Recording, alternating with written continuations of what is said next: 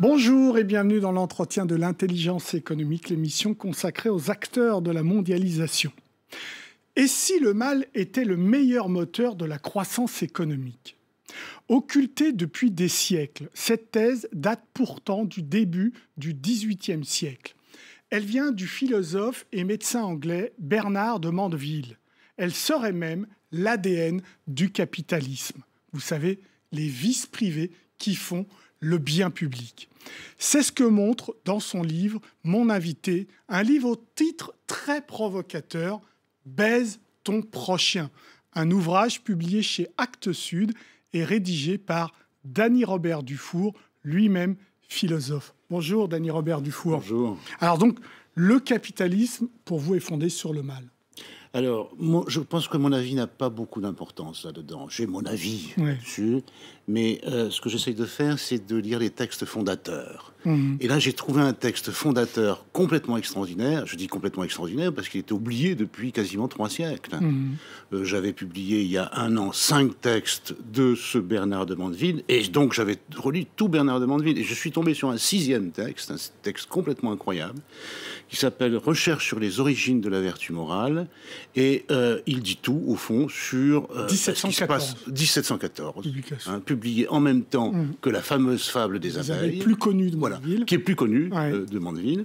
Mais bon, c'est donc... moi, je lis le texte, et dans ce texte, qu'est-ce qu'il dit ? Il dit qu'il faut confier le monde, la direction du monde, le destin du monde aux pervers, tout simplement.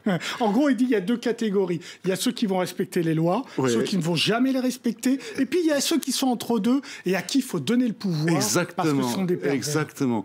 Alors donc on tient la grande masse par une politique qu'il appelle la politique de la flatterie.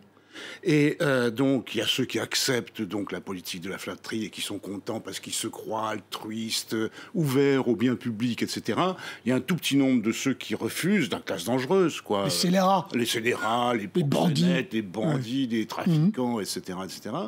Mais Mandeville dit... Tout ça, c'est très bien, mais il y a une 3e classe. Et la 3e classe, elle est invisibilisée parce qu'elle dissimule donc sa passion d'avidité et elle simule donc le bien public, son adhésion au bien public. Voilà. Et il dit qu'il faut confier le monde à cela. Pourquoi ? Mais parce que le monde actuellement, on est en 1714, est pauvre. Bon, c'est une condition de rareté. Et donc, pour sortir le monde de la rareté, de l'état de pénurie où il est, et pour l'amener vers un état d'abondance, il faut confier le monde à ceux qui n'hésiteront pas à s'enrichir un maximum, quels que soient les moyens qu'ils emploieront, parce que ça va créer chez eux une richesse qui finira par ruisseler. Alors, et donc l'origine de la théorie du ruissellement, voilà. Alors évidemment, c'est une thèse qui est sulfureuse et qui sera occultée par l'étonnant même du libéralisme, en premier par Adam Smith. Mais bien sûr, il dit tout, il dit trop, il ne faut pas dire ça. Trop transparent. C'est trop transparent. Si vous dites il faut absolument laisser aller à leur finalité les vices, vous passez pour l'homme du diable. Et voilà, et c'est comme ça que Mandeville sera surnommé. Mandeville deviendra Mandeville. Voilà, exactement. Et donc, on occultera la thèse sulfureuse de Mandeville.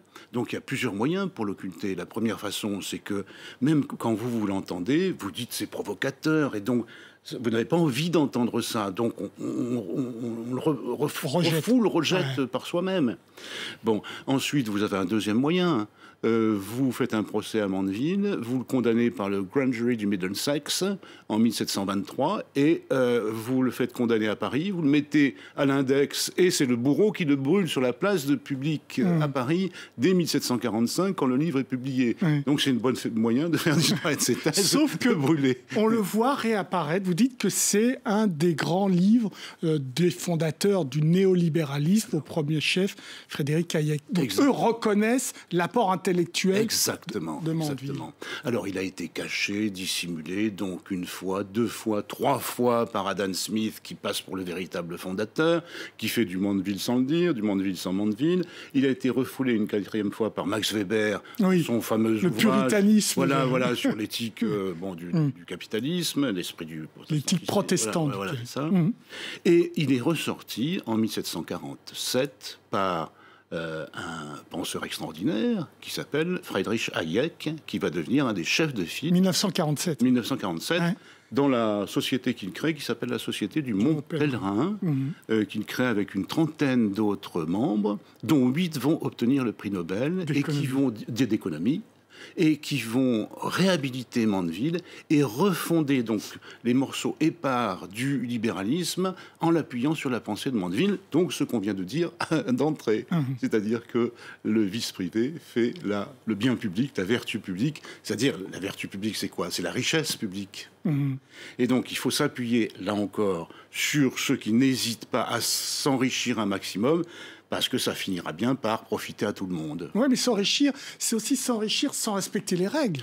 C'est ça que le vice, il est là aussi. Écoutez, il y a quantité de moyens de dissimulation qui donc sont presque reconnus maintenant, parce que je vous signale que dans les organes de comptabilité de l'Union européenne, maintenant, on comptabilise le trafic de drogue, les trafics d'armes, etc., et tous les trafics. Bon, donc ça fait partie, ça augmente le PIB. Et donc, alors, dans ce rapport, il y a un rapport du dominant vers le dominé, mais il y a aussi un rapport de cette fameuse troisième classe dirigeante qui se fait la guerre entre elles, ce qu'on appelle la guerre économique. Et là, tous les coups sont permis. Tous les coups sont permis, bien sûr. Pour descendre votre concurrent, vous pouvez faire de l'espionnage industriel, vous pouvez faire de fausses accusations, vous pouvez monter tous les coups possibles, et tous les coups sont permis, puisque c'est pour le bien public.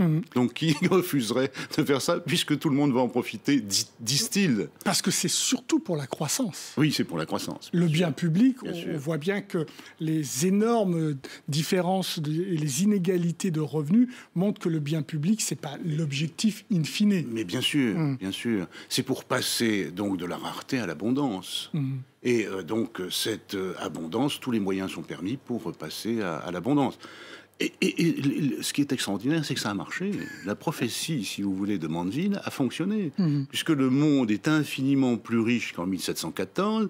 Si vous lisez le dernier bouquin de Piketty, Capital et idéologie, vous allez vers la page 45, 46, 47, et vous voyez qu'entre 1700 et 2000, le monde est à peu près 100 fois plus riche qu'avant. Donc ça a parfaitement marché. Donc il est moins à l'amende en ce moment, Mandeville, chez les néolibéraux ? Il l'assume ou pas? Il assume, mais comme Hayek l'a assumé. Mais c'est entre eux, si vous voulez. C'est une petite société de gens qui sont affranchis des préjugés moraux du commun. Et c'est entre eux que ça se décide. Ils ont leur lieu pour décider ça. Et donc, entre eux, ça fonctionne parfaitement bien. Il ne faut pas trop le dire au reste du public, parce que, bon, ça provoquerait peut-être des soulèvements.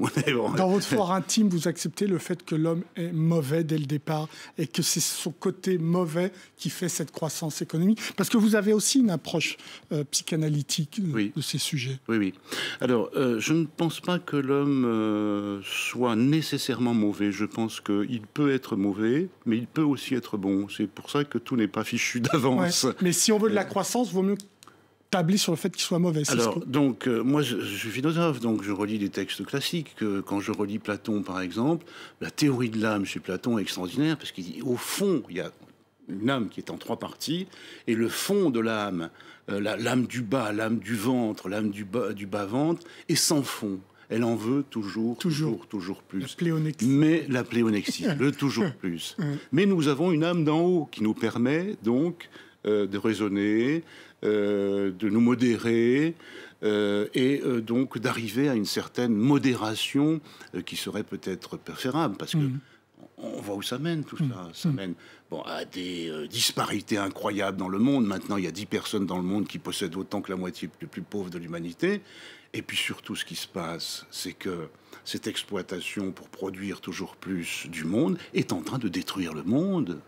Nous sommes en train de cochonner le monde, nous sommes en train de le détruire, de détruire les équilibres naturels, d'épuiser l'ensemble des ressources. Donc voilà. Alors c'est quoi la solution ?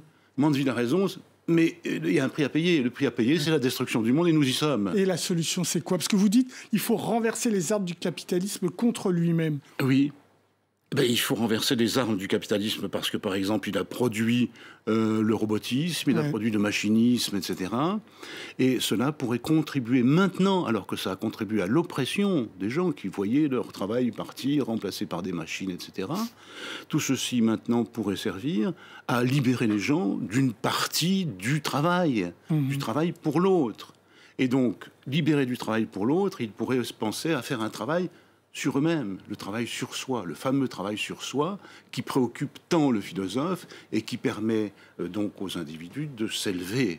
Quand vous regardez la colère des peuples au Liban, en Algérie, au Chili, même en France à travers les Gilets jaunes, vous pensez qu'on va vers une manière plus spirituelle de sortir de la situation ou vers la violence? On va vers des soulèvements. On entre dans une autre phase du néolibéralisme. Il y a eu 30 ans ou 40 ans pendant lesquels il y a eu des bouleversements partout, des difficultés, des gens, des individus qui ont été mis à contribution beaucoup trop, qui ont été pressurés, etc. Mais maintenant, on va vers des soulèvements. Et donc, il va bien falloir intégrer cette dimension, ce réveil des peuples, à quoi vous faisiez allusion, et qui est en train de se manifester partout. Donc là, il va bien falloir, pour cela, pour les inégalités fondamentales, trouver des solutions, et pour assurer la pérennité du monde, cesser de considérer le monde comme un ensemble de ressources à exploiter de façon maximale et donc mettre en place cette fameuse transition écologique. Donc il y a deux choses à faire. Il y a mettre fin à ce régime totalement inégalitaire et puis assurer la pérennité du monde. C'est déjà pas mal comme tâche à venir. Sacré programme. Merci beaucoup Dany Robert Dufour pour vos réponses. L'entretien de l'intelligence économique est terminé, mais évidemment vous pouvez le retrouver sur france24.com. Au revoir.